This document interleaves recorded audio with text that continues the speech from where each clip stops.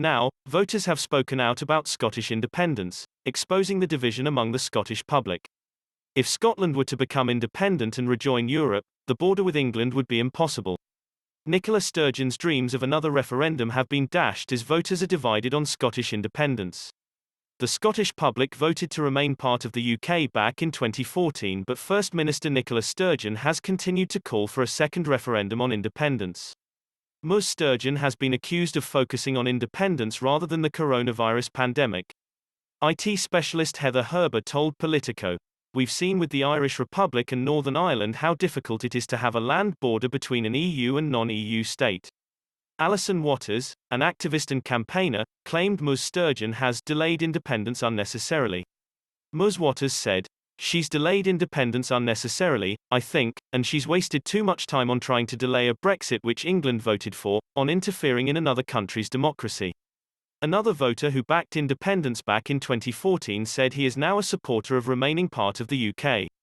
John Donaldson, from Glasgow, told Politico, "I hate this blaming Westminster for everything, always acting like the victim. The Scottish psyche is all about being the underdog, but there's a difference between being an underdog and a victim. The whole victim mentality is very unhealthy." While another swing voter said they need a coherent strategy from the SNP on how an independent Scotland could fund the current levels of social spending.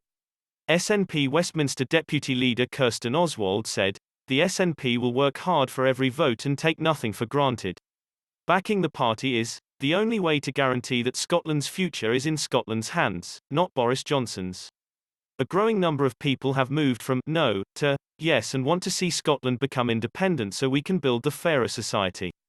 Ms. Sturgeon's independence dream were dashed last month as a poll found the majority of respondents would vote no in a second referendum. Ms. Sturgeon said, "People have seen me literally every single day lead the country's fight against COVID, and I will continue to do that for every single day that is required. But as we come out of this crisis and focus on recovery, the country you are trying to rebuild depends on the decisions government takes.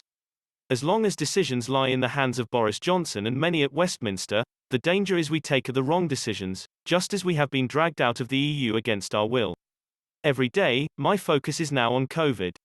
Part of our economic recovery has to be tackling poverty." Last week, Scottish party leaders took part in a TV debate to kick-start the election campaign. Going head-to-head was Ms. Sturgeon, SNP, Douglas Ross, Scottish Conservatives, Anas Sarwar, Scottish Labour, Lorna Slater, Scottish Greens, Willie Rennie, Scottish Liberal Democrats. While taking questions from audience members, Ms. Sturgeon was criticised for prioritising independence over the pandemic. Scotland will go to the polls on May 6.